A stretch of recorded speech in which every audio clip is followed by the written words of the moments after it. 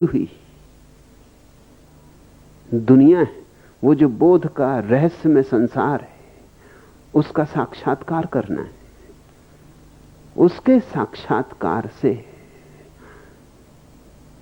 जीवन सुगंध से भर जाता है, ऐसी सुगंध से जो फिर कभी चुकती नहीं।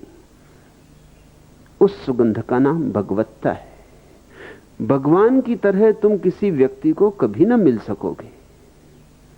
तुम अगर सोचते हो कि कभी मुलाकात होगी, कभी दो बातें होंगी,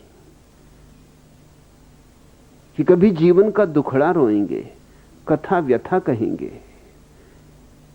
तो तुम गलती में हो। ऐसा भगवान न कहीं है, न कभी था।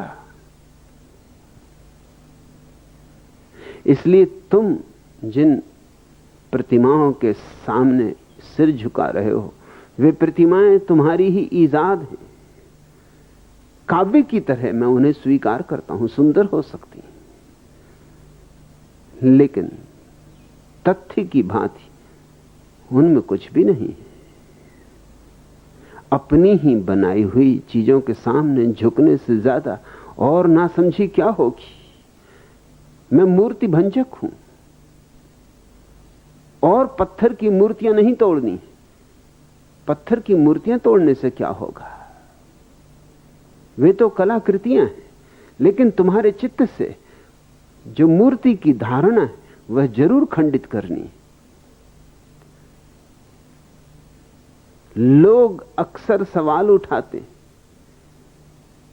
जैसे कि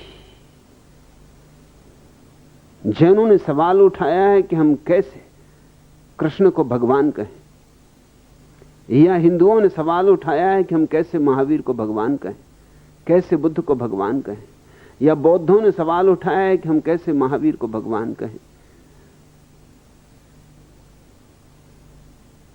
क्योंकि व्यक्ति की तो सीमाएं हैं, जन्म है और मृत्यु है, बीमारी है, बुढ़ापा है। आज व्यक्ति है, कल नहीं हो जाएगा। और उनकी बात तर्कयुक्त मालूम होती, लेकिन मैं तुमसे कहना चाहता हूं कि व्यक्तियों को चाहो तो भगवान कह सकते हो,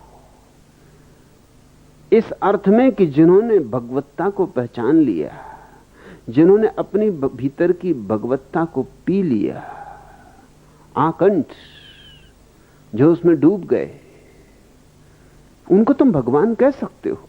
फिर वो जीसस हो कि मोहम्मद हो, मंसूर हो कि महावीर हो, कि कबीर हो कि नानक हो, कुछ फर्क नहीं पड़ता कौन।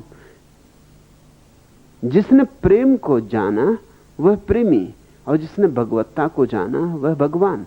लेकिन भगवत्ता असली बात है।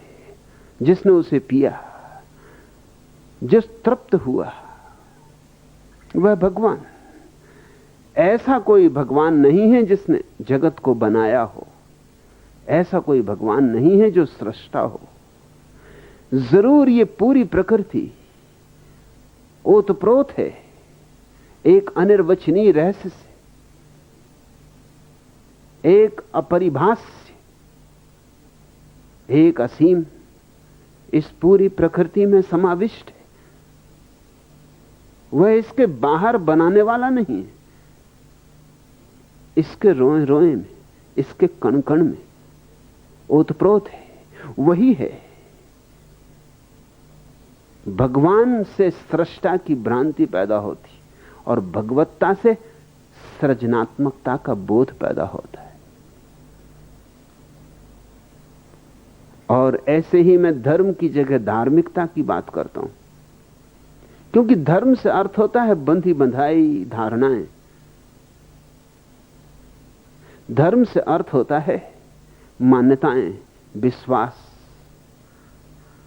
और धार्मिकता से अर्थ होता है चैतन्य की उज्जवल स्थिति, भीतर का ज्योतिर्मय हो जाना, आलोकित हो जाना। भीतर अंधेरा है अभी, यह अधर्म, या ज्यादा ठीक हो अधार्मिकता। और भीतर चेतना का प्रकाश फैल जाए, ध्यान जगे, ध्यान की लपट उठे, तो धार्मिकता कोई सिद्धांत नहीं, जैसे भगवत्ता कोई व्यक्ति नहीं। सिद्धांत तो दो कौड़ी की चीजें, जैसा चाहो बना लो, जैसा चाहो मिटा लो।